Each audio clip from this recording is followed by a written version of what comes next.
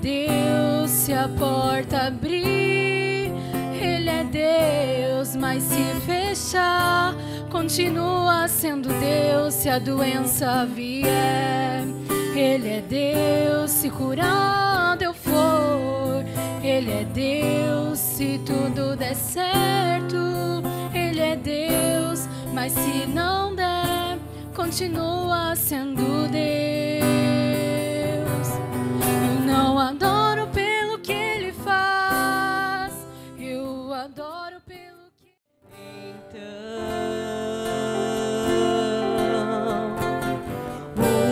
Usa-me, Senhor,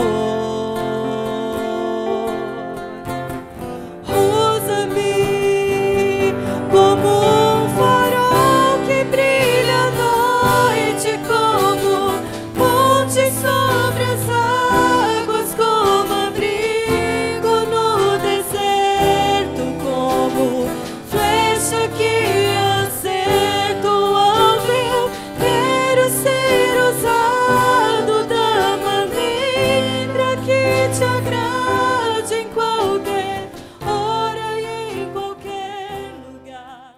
Sonda-me, ó Deus, conhece o meu coração, prova-me os pensamentos,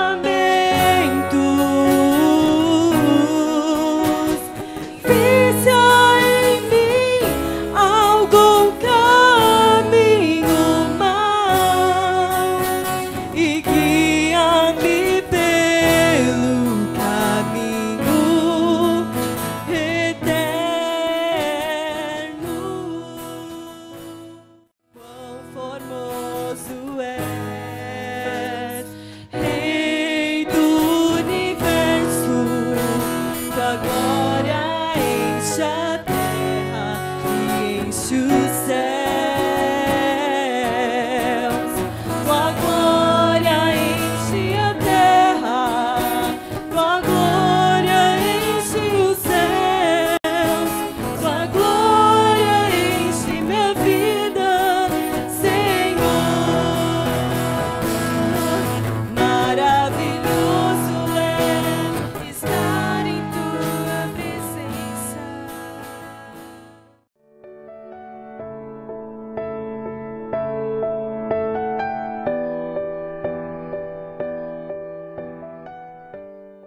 Saudamos a amada igreja com a paz do Senhor, amém? Que nessa noite os nossos corações estejam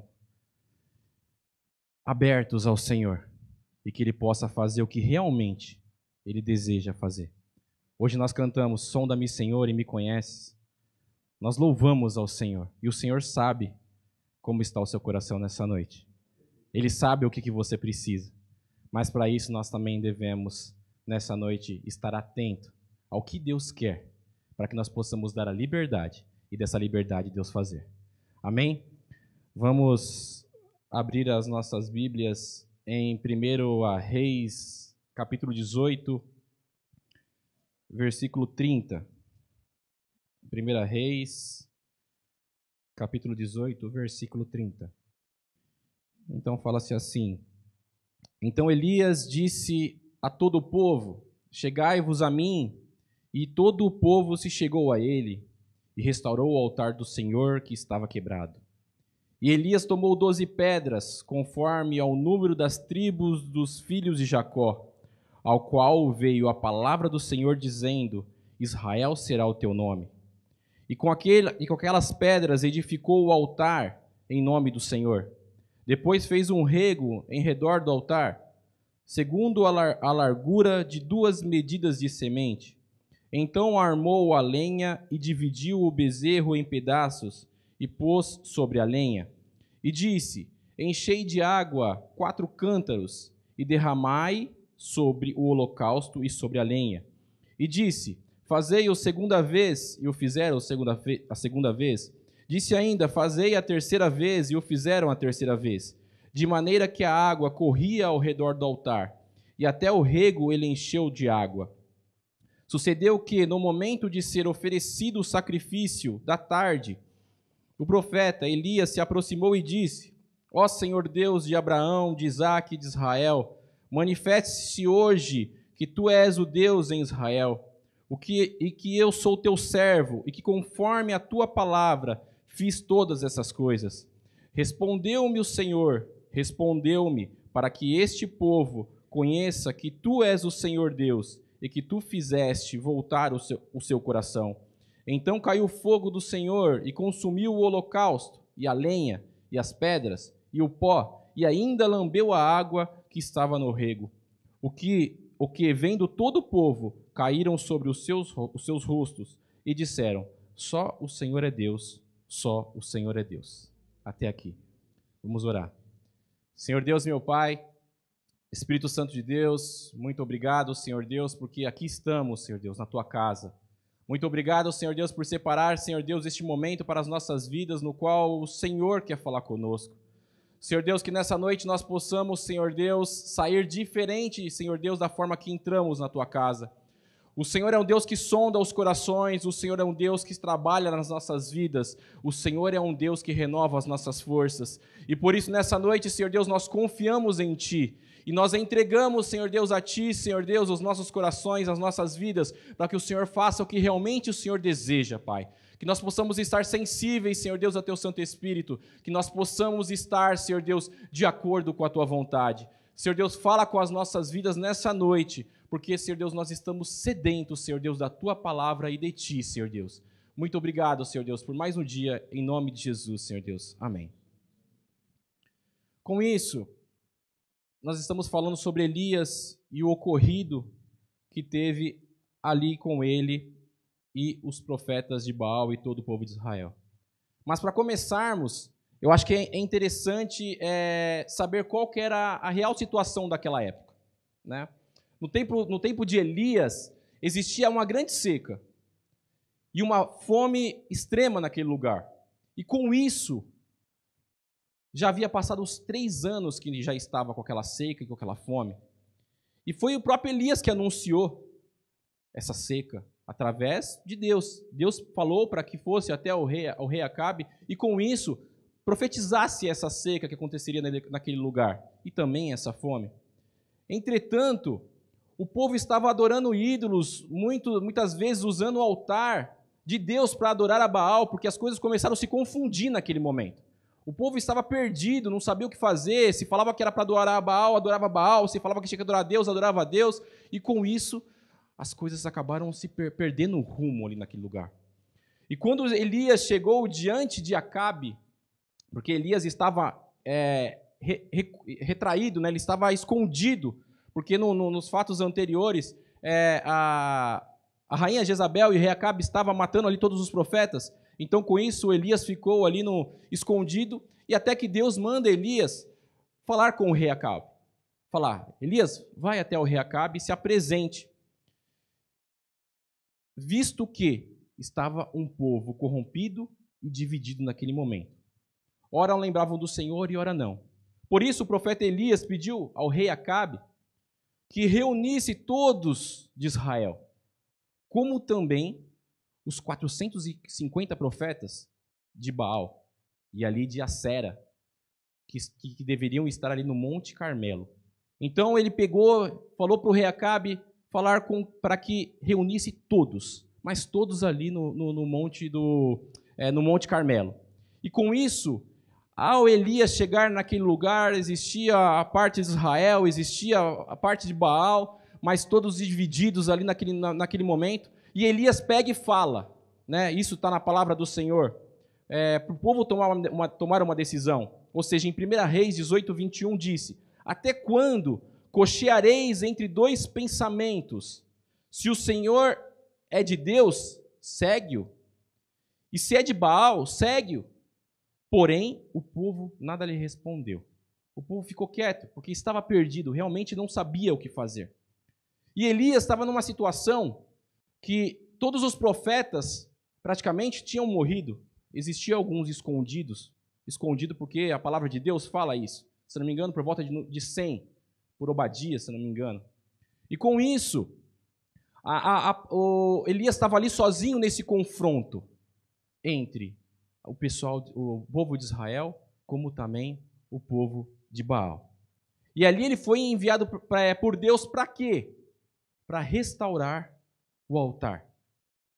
Porque o povo de Israel tinha quebrado, tinha perdido, não tinha mais noção do que era o altar do Senhor naquele momento. E ele foi enviado para restaurar esse altar e por isso ele marcou ali um desafio com aqueles profetas de Baal. E falou assim aos seguidores: se vocês realmente confiam no seu Deus, se realmente vocês sabem quem é o seu Deus, então vamos fazer aqui um desafio, e esse desafio vai ser pegar 2 bezerros. Você pega um bezerro, eu pego outro bezerro, e com isso vamos fazer um altar. E vocês vão ter a oportunidade de adorar o seu Deus, proclamar ao seu Deus, exaltar a Ele e fazer com que Ele coloque fogo no altar, sem que nós coloquemos. Ou seja, teria todo o sacrifício, teria o altar ali, teria todo o bezerro cortado em pedaços, mas não colocaria fogo. E com isso o desafio foi, então se o seu Deus ele é verdadeiro, então que caia fogo do céu no altar. E com isso, eu trago a realidade de hoje, se realmente nós sabemos quem é o nosso Deus. Porque Elias, que estava ali perante uma multidão e também o seu povo de Israel, ele confiava e sabia quem era o Deus dele. E muitas vezes nós estamos aqui, muitas vezes nós falamos que conhecemos Deus, mas nós não conhecemos Deus da forma que deveria conhecer. E com isso Elias, propondo esse desafio, a ideia de tudo isso era fazer com que convertesse o coração de Israel a Deus. Então, os profetas de Baal começou ali a proclamar o seu Deus, e ali com isso ficaram até ao meio-dia, por volta até de meio-dia, proclamando, mas nada aconteceu. E aí com isso entra Elias, falou, tá bom, então agora vocês cansaram, não adiantou o proclamar ao seu Deus, então agora entro eu a proclamar ao meu Deus. E com isso, o Senhor, ele começa a invocar o nome do Senhor e ele fala, conforme nós lemos, a partir do versículo 36, do 36 ao 37, aonde que ele fala que, ó Senhor Deus de Abraão, de Isaque e de Israel, manifesta-se hoje que tu és o Deus de Israel e que eu sou o teu servo, e conforme a tua palavra fiz todas essas coisas. E responda-me, Senhor, responda-me para que este povo que está aqui conheça que tu és o Senhor Deus e que tu fizeste voltar o seu coração. Então, com isso, caiu o fogo do céu. Aquele altar começou a se encher, e com isso o fogo lambeu a água que estava no rego, porque existiam as pedras ali, existia um rego em volta que estava cheio de água, e o fogo começou a cair sobre aquele sacrifício, como caiu sobre as pedras, como caiu também sobre os regos. E com isso, Deus respondeu com o fogo, e mostrou para aquela nação, para aqueles que estavam ali, que realmente existia um Deus verdadeiro, e que existia um Deus no qual eles poderiam confiar, no qual um Deus eles poderiam olhar e falar, realmente, o Senhor é o meu Deus e não Baal. Então, com isso, nessa introdução, para trazer o que realmente era o contexto da época, e o que estava acontecendo naquele momento, nós vamos aplicar isso para as nossas vidas hoje. Porque quando nós falamos de altar, e o altar naquela época com Elias, e a palavra diz isso, o altar estava quebrado. Elias pegou 12 pedras e consertou, a palavra de Deus fala, aquele altar. E com isso, como que está o nosso altar hoje perante ao Senhor? Como está a minha vida como está a sua vida perante o Senhor nessa noite? O que nós estamos fazendo? O que nós estamos focando? Será que realmente o nosso altar está conforme a vontade de Deus?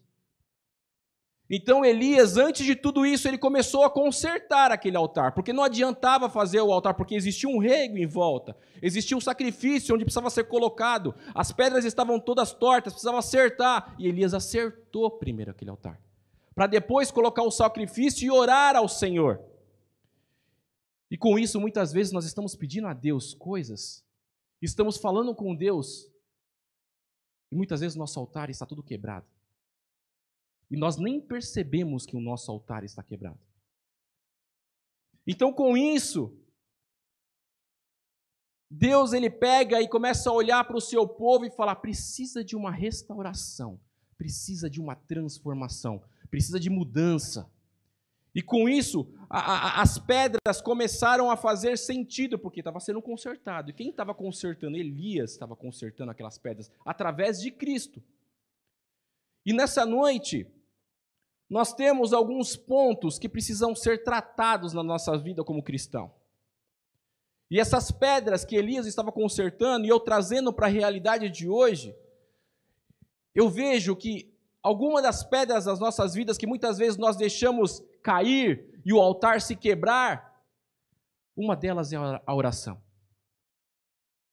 Porque muitas vezes nós estamos aqui na presença do Senhor, e eu falo pela minha vida isso. Não estou falando aqui só para os irmãos, mas para mim primeiro. Porque muitas vezes nós estamos falando com Cristo, desejando as coisas de Cristo, fazendo para Cristo, mas só que nossa vida está como um sepulcro caiado. Altar quebrado. Sendo que nós não conseguimos nem colocar o nosso sacrifício real a Cristo. Muitas vezes perdemos tempo com coisas que não fazem sentido. Faz sentido para o ser humano, mas faz sentido para Deus. Se nós analisarmos o nosso tempo de 24 horas, quanto tempo nós doamos ao Senhor? Quanto tempo nós oramos ao Senhor? Quanto tempo nós ajoelhamos perante a nossa cama, no nosso quarto, e nós falamos com o Senhor? Então, pouco tempo nós dedicamos ao Senhor. Não existe mais intimidade. A nossa intimidade ela está quebrada perante ao Senhor. Nossa intimidade ela está furada, porque nós pensamos que estamos íntimos ao Senhor, mas muitas vezes nós não conseguimos nem falar na nossa oração com Cristo. Muitas vezes nossas orações falam: Senhor, eu não sei o que orar ao Senhor nessa noite. Nós estamos sem intimidade com Cristo. Jesus não é nosso amigo mais. Ele é apenas algo que está distante. Nós sabemos que Ele é supremo e nós não temos Ele como algo íntimo. Então, nessa noite, uma das pedras que o Senhor quer trabalhar na minha vida e na sua vida é a busca a Ele. É o falar com Ele. É ter a intimidade com Ele. É saber o que realmente Ele deseja. Porque quando nós cantamos aqui: sonda-me, Senhor, e me conheces, quebranta o meu coração, transforma-me, Senhor. Eu estou dando liberdade para o Senhor, eu estou olhando o meu altar e falando: Senhor Deus, meu altar está todo quebrado. O que o Senhor tem para fazer, Senhor Deus, na minha vida, sendo que meu altar está quebrado? Que pedra que eu tenho que pegar, Senhor Deus, para construir aqui e o Senhor me usar? E nessa noite o Senhor vem com a oração. Porque a oração, ela quebra o jugo. A oração, ela transforma o homem. A oração, ela faz coisas sobrenaturais nas nossas vidas, que nós nem imaginamos, porque o que nós conhecemos do nosso Senhor, Ele é mínimo. O Senhor Deus fala na palavra dEle que Ele tem coisas grandes para as nossas vidas. Basta eu e você buscar, basta eu e você estar na vontade dEle. Só que muitas vezes, na correria do dia a dia, nas coisas que passamos, nós deixamos Cristo de lado.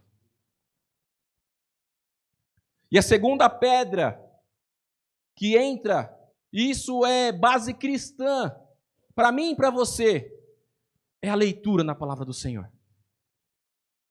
Que parece ser algo muito fácil. Eu falo não em oração, em leitura da palavra, mas quando nós realmente temos que fazer, nós não fazemos.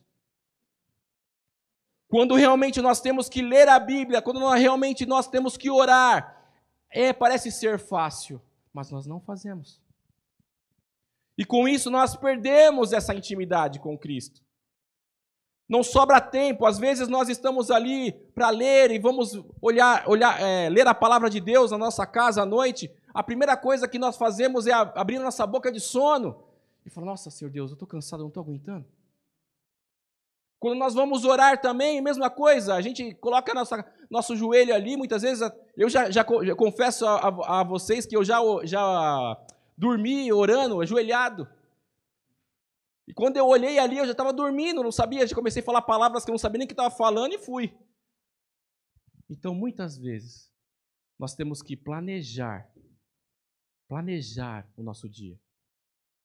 E planejar para colocar a premissa, que é o Senhor. E com isso, a leitura da palavra de Deus, se formos olhar em 2 Timóteo 3, 16 ao 17, fala: toda a Escritura é inspirada por Deus, é útil para o ensino, para a repreensão, para a correção e para a instrução na justiça, para que o homem de Deus seja apto e plenamente preparado para toda obra. A palavra de Deus, ela é o nosso manual. O manual de fé, o manual onde que tudo que você precisar está aqui. Basta nós entendermos, basta nós querermos, e basta nós querermos a intimidade com Cristo para Ele falar conosco através da palavra dEle. Então, com isso, nessa noite, tem coisas nas nossas vidas, nos nossos altares, que está faltando.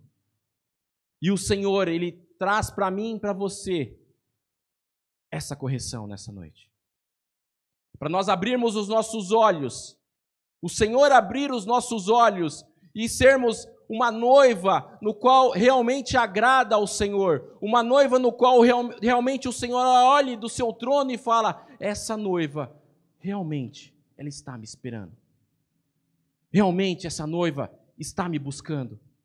Realmente essa noiva está me adorando. E com isso, nós temos que fazer essa autoanálise, como que está o nosso altar. E a terceira pedra que entra nessa noite é o amor. Porque se nós tivermos oração, tivermos a palavra, mas não tivermos o amor para com o reino e para com os nossos irmãos, de nada adianta. Muitas vezes nós estamos na casa de Deus, então, da forma automática também, e fazemos por fazer.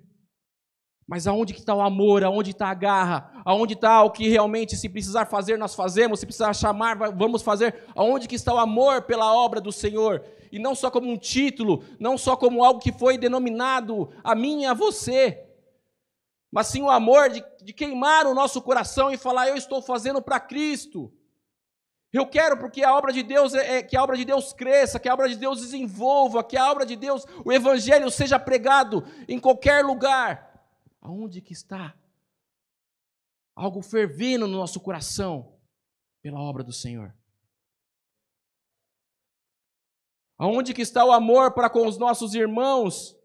Aonde que muitas vezes, se olharmos para dentro da igreja,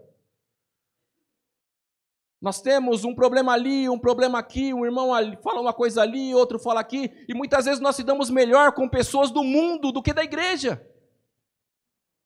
Muitas vezes nós temos amigos no mundo e na igreja nós não temos. Porque tem uma picuinha ali, porque tem um problema ali, porque um tem uma cara feia ali. Aonde que está o nosso amor? Aonde que está o nosso olhar de cristãos? De que realmente o olhar de Cristo para com a vida dos nossos irmãos. E que independente do problema, do pensamento entre um e o outro, nós possamos olhar para com os nossos irmãos e falar: realmente, independente de você pensa diferente, eu vejo Cristo em você e vamos caminhar junto. Independente se você está desse jeito, vamos caminhar junto. A correria do dia a dia também, como a oração, como a palavra, como o amor, também nos faz como colocasse uma cápsula nas nossas vidas.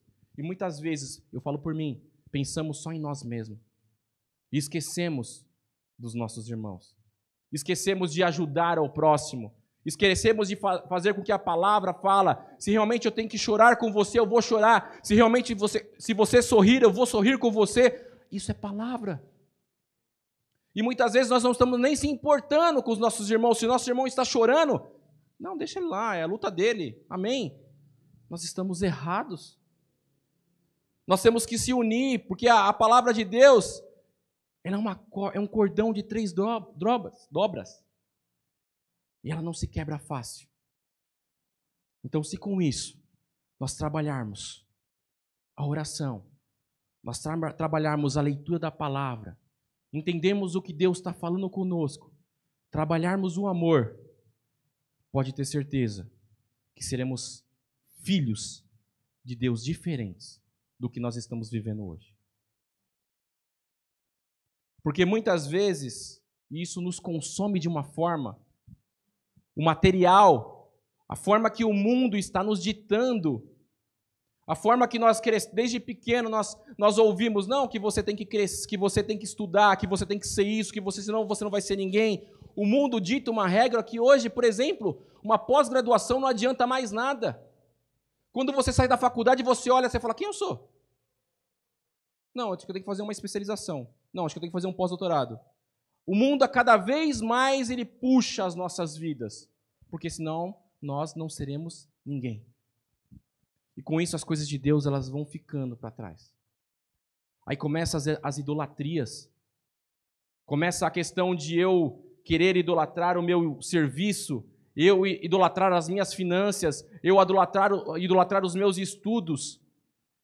Então, com isso, nós temos que olhar para falar qual é a nossa prioridade. Nessa noite, qual é a minha e a sua prioridade? Será que realmente é agradar ao mundo? Ou será que realmente é agradar a Deus? Porque se eu agradar a Deus, a palavra de Deus fala que as demais coisas vos serão acrescentadas.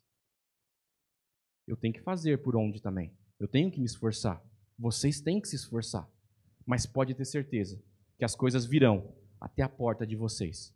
Porque foi Deus que mandou. E não foi algo que foi pelo seu próprio braço, que foi pela sua própria força. Mas sim foi porque, conforme Deus mandou um fogo do céu para mostrar para toda aquela nação que realmente existia um Deus, Deus ele faz a mesma coisa comigo e com você. Ele traz até a sua porta e mostra a você que realmente, não só para você, mas para todos que estão ao seu redor, que realmente existe um Deus verdadeiro, que se você confiar, se você entregar, se você realmente olhar para Ele e tirar o seu fardo das suas costas e entregar para Ele e confiar, isso irá acontecer. Então, com isso, nessa noite, o Senhor nos chama para despertarmos de como nós estamos vivendo. Como inverteu. Porque hoje o que nós olhamos, nada é errado. Não, isso aí deixa. Não tem problema. Não, faça isso. Não, vai, pede perdão ali, não tem problema, depois Deus. Não, nós estamos vivendo um evangelho. Um evangelho medíocre. Um evangelho no qual nós não confiamos nesse Deus que a palavra de Deus fala. E que aqui também é o mesmo Deus que mandou fogo do céu e mostrou ali para todos que realmente foi Ele que fez. Então, com isso, meus irmãos, nós temos que colocar como premissa tudo nas mãos de Deus. Nós devemos entregar a Deus os nossos anseios. Nós devemos entregar a Deus as nossas vontades. Nós devemos entregar a Deus os nossos pensamentos. Nós devemos estar alinhados com a vontade de Deus. Porque muitas vezes nós estamos aqui falando, nossa, Deus, faz isso. Mas só que daqui a pouco, isso foi pregado no domingo, né? E foi falado, nós estamos entregando na mão de Deus e ao mesmo tempo tirando. E isso acontece com a minha vida também. Porque eu também sou falho. Eu sou pecador. Eu entrego na mão de Deus as coisas e falo, nossa, mas se eu fizesse isso, né? Mas eu já esqueci do que eu acabei de entregar na mão de Deus. E falar, Deus, calma aí, eu confio em Ti. Eu sei que isso vai acontecer. Eu sei que o Senhor vai me dar a direção para onde que eu tenho que caminhar. Mas não, eu já comecei, eu acabei de entregar na mão de Deus. Eu falei, não, calma aí, eu vou ali no lugar ali, eu vou fazer isso e isso. Calma aí. O que está sendo das nossas vidas? Qual é a confiança que estamos tendo? Qual é o altar que nós estamos perante ao Senhor e confiando que realmente Ele responde, que realmente Ele manda fogo do céu, que realmente Ele providencia, que realmente Ele mostra a todos que estão ao nosso derredor que realmente Ele é Deus?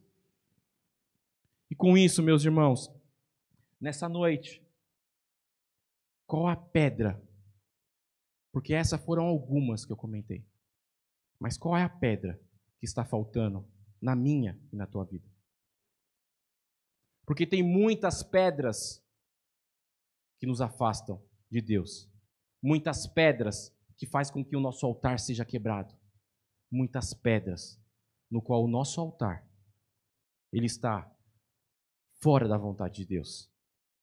Com isso devemos observar o altar e consertar para que o fogo do Espírito Santo ele continue aceso nas nossas vidas. Porque nós somos templos do Espírito Santo. Nós somos morada do Espírito Santo. O Espírito Santo ele tem a liberdade sobre as nossas vidas. Só que para isso, nós precisamos deixar o altar pronto como Elias deixou ali naquele lugar. Preparou o altar e falou: Senhor Deus, se Tu és o Deus de Israel, faça isso. E ele deixou Deus fazer o que realmente estava ali para ser feito. Se vivermos em submissão e santidade a Cristo, não há nada que possa resistir o que realmente Deus tem para mim e o que realmente Deus tem para você. E eu tenho certeza que o fogo de Deus virá sobre nós e fará como Elias, reconstruindo o nosso altar. Deus quer que sejamos usados para levantar altares caídos e fazer deles altares de adoração ao único e vivo Deus. Da forma que Elias pegou ali, preparou o altar para toda aquela multidão, que nós possamos ser usados por Cristo para ajudar com que outras pessoas também peguem o seu altar e reconstrua e seja usado também para a honra e glória do nome do Senhor. Com isso, dessa forma, se nós seguirmos, prepararmos o nosso altar, dar a liberdade para o Senhor fazer o que realmente Ele tem o que fazer, e falar: Senhor Deus, esse meu altar aqui, essa minha vida, é do Senhor. Faça o que realmente o Senhor bem entender. Porque a partir do momento que o Senhor está na frente, eu tenho confiança, eu tenho fé. E dessa forma, meus irmãos, entraremos na Canaã celestial, que é o que Deus realmente tem para nós. Aqui nós somos forasteiros, nós estamos em terra estranha, isso aqui não é nosso. O Senhor foi preparar uma morada para nós. E se nós estarmos perante Ele, fazendo a vontade dEle, isso realmente irá acontecer conforme foi falado na palavra dEle, que Ele foi preparar uma morada para nossas vidas. E quando tocar a trombeta, realmente Ele irá nos chamar. Nós estaremos ceando juntamente com Ele. E com isso, as bênçãos do Senhor se cumprirá nas nossas vidas. Então, com isso, meus irmãos, que nessa noite nós possamos sempre lembrar que nós temos um altar a ser a cada dia reconstruído, a cada dia ser trabalhado e dar a liberdade para o Senhor fazer o que realmente Ele tem que fazer nas nossas vidas. E que nós possamos, através de Cristo, através do Espírito Santo de Deus, dar essa liberdade para que Ele renove as nossas forças, para que Ele restaure as nossas vidas, para que Ele quebre todo o jugo, para que Ele realmente use as nossas vidas para honra e glória do nome do Senhor.